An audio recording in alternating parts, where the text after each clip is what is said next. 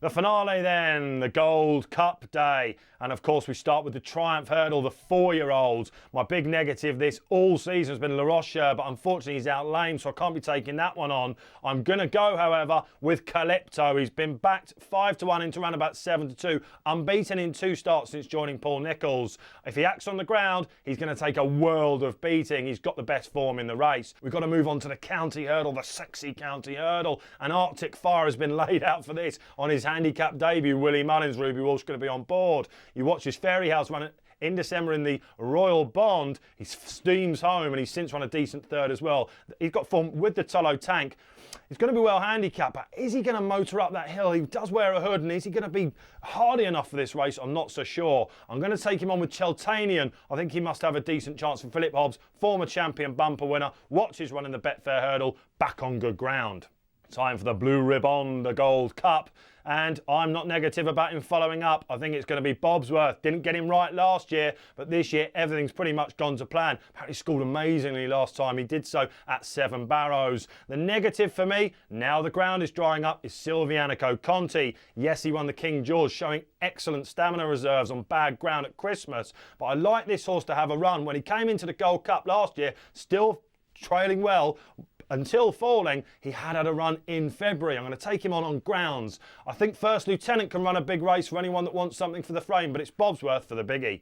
The gruelling Fox Hunter follows as the curtain comes down on the Gold Cup, and this could be a locally trained eye by Hope with Harbour Court for the excellent Lawney and Alan Hill. They're banging form in points at the moment as well. You won't have a better man on your side than James Tudor. Expect him to be delivered late. If he gets his passage through, we don't know how good he could be.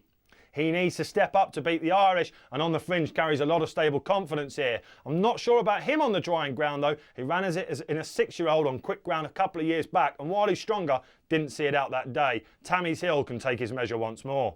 Next up is the Martin Pipe Conditional Handicap. Have we got a few plots in here? Well, because it's so tight on a ratings band, I think we can concentrate on those with the best recent form. I'm going to be taking on Vieux-Lion Rouge for the Pipe team. I really like this horse, but the one time he came unstuck was at the festival last year when he tried to burn them off in the Champion Bumper on better ground. He's been plying his trade over hurdles. Again, much different since he's gone from the front over them, but all on bad ground. The one I like here is Full Shift for Nicky Henderson and again JP McManus. He's going to love the decent ground. He's been waiting for it. He's highly regarded horse this, and the hill should be right in his favour. He can win again despite having gone up £9.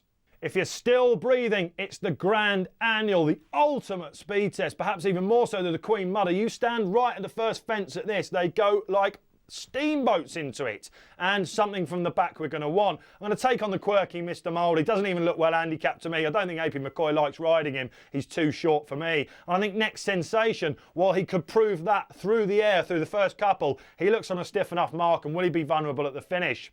I like Claret Cloak if lining up. He's got his ground here. He came totally unstuck in the County Hurdle on his only previous visit to Cheltenham last year, but the ground was all wrong for him. He bounces off quick ground this, and if he can get into a rhythm, he'll take all the beating.